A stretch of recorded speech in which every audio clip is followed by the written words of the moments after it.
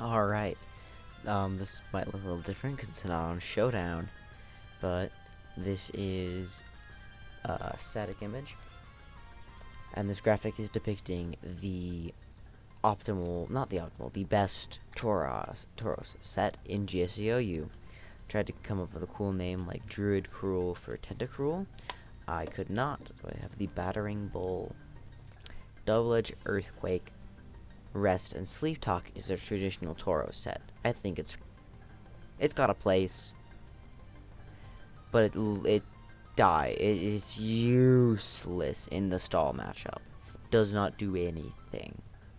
This Tauros still has very attractive qualities in the offense matchup, but also it can touch Skarmory. So, Tauros' stats.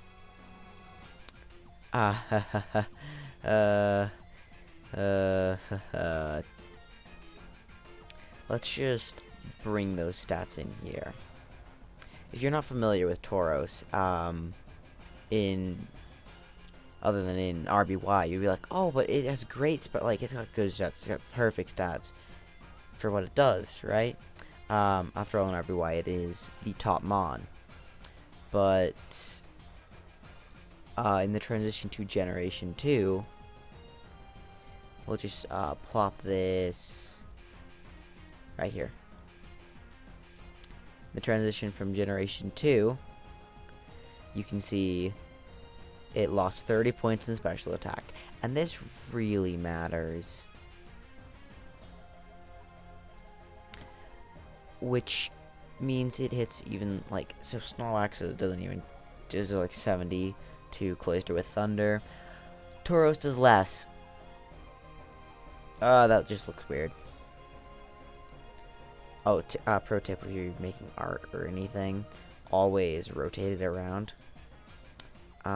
So that you can tell what it looks like from both sides and you can catch some weird mistakes or anything.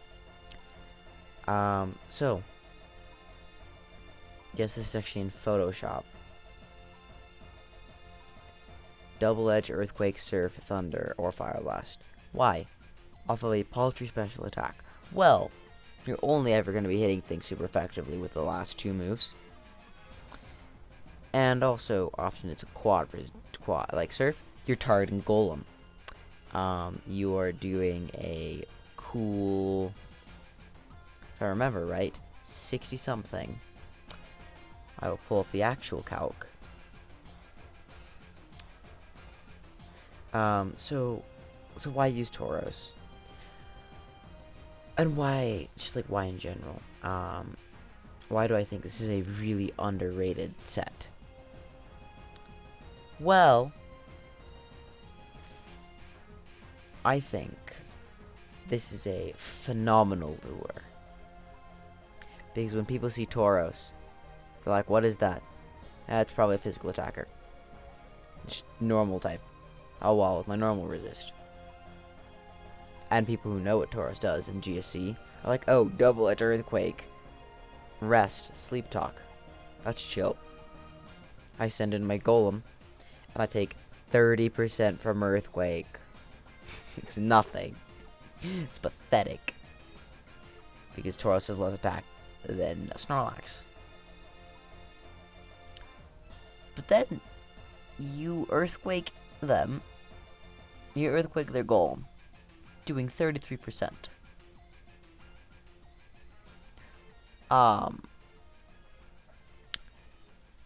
And then, after spikes, they're at a minimum, and leftovers. They're at a minimum of 61%. Because Earthquake will always at least do 33%. Plus spikes, and then after leftovers, they're at 61. Surf has a 89.7% chance to kill a 61% Golem.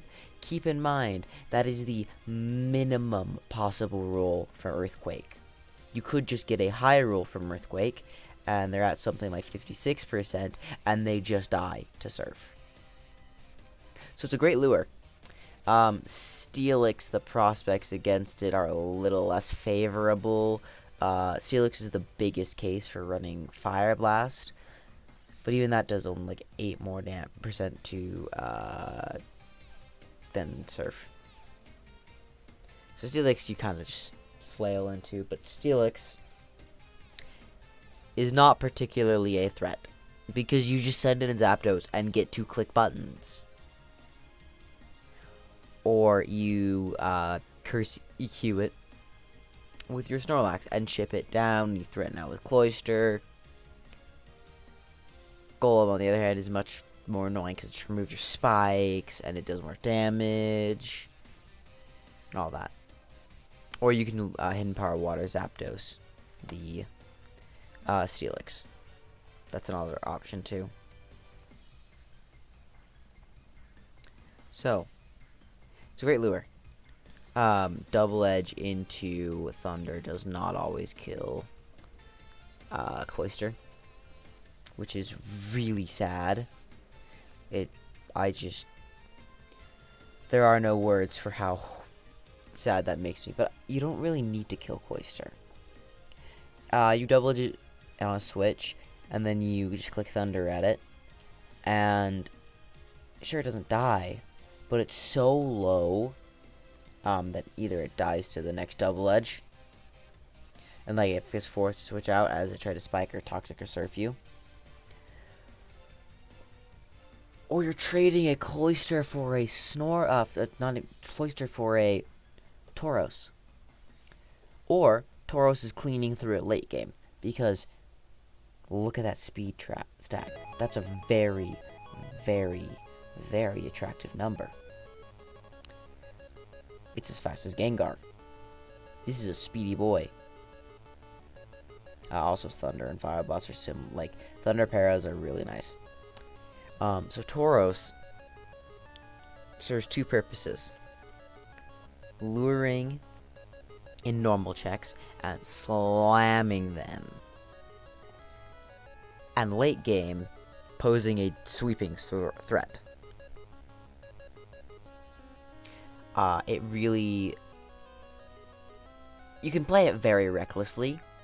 You do switch out a Snorlax because like 32 to 37% double edges aren't the best. You do have a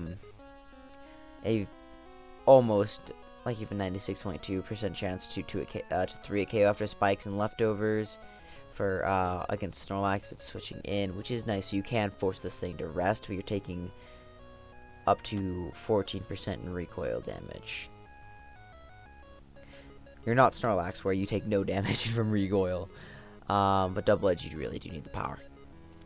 You are so you do switch out of Snorlax, but pretty much everything else you hit hard enough.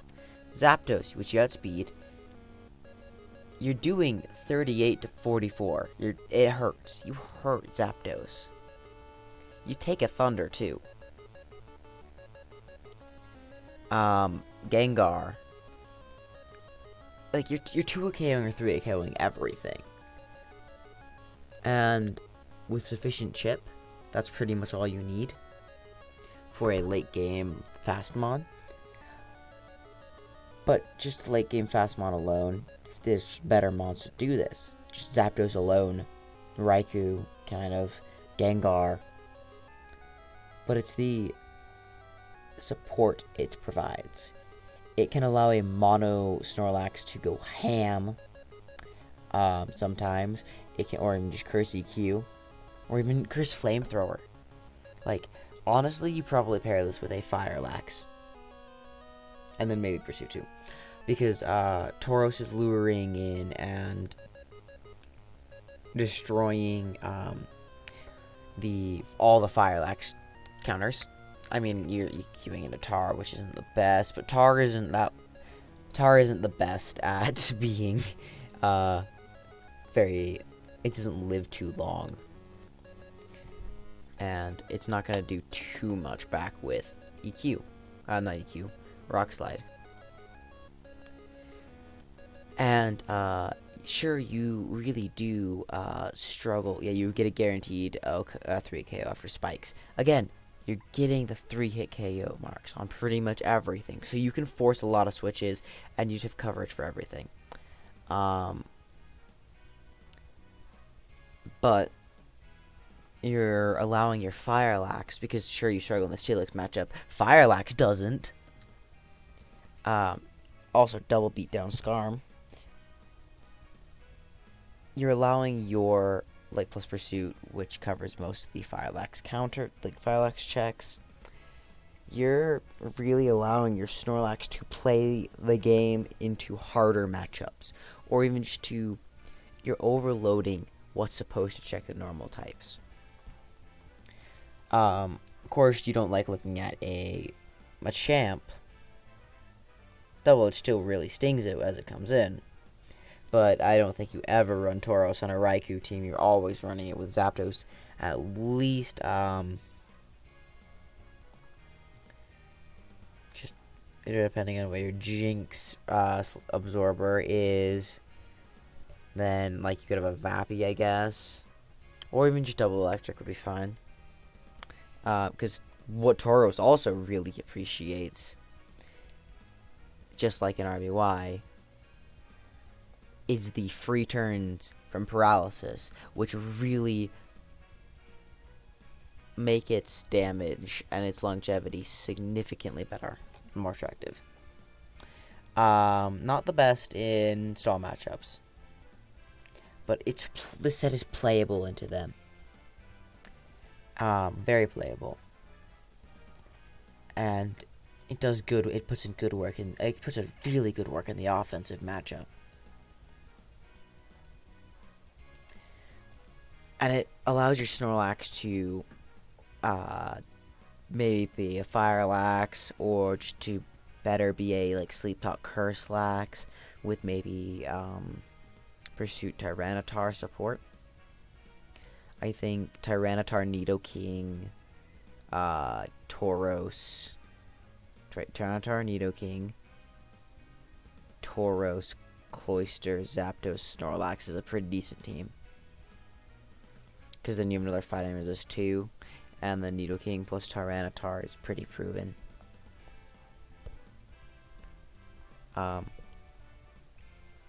So, like, I think this is underrated. I don't think it's it shouldn't be OU. It should not be OU. It's very deserving of its UUBL status. But just play some games with it. See the work it puts. Like, it puts in work. And it's a fun mon to play with. This is a UUBL. Almost no one ever brings Tauros to a GSC game. So you have surprise factor on your side. This set would be garbage without surprise factor. But it has surprise factor, so it's decent. Yeah. Use Tauros. Find a place for it on your teams. Sketchy defensive utility. I will say that. That is the harshest knock against it. Is it doesn't really check things, but it is a great revenge killer. And it busts a hole in the opposing team. So, use Mixed Tauros. Use this battering ram. What more can I say?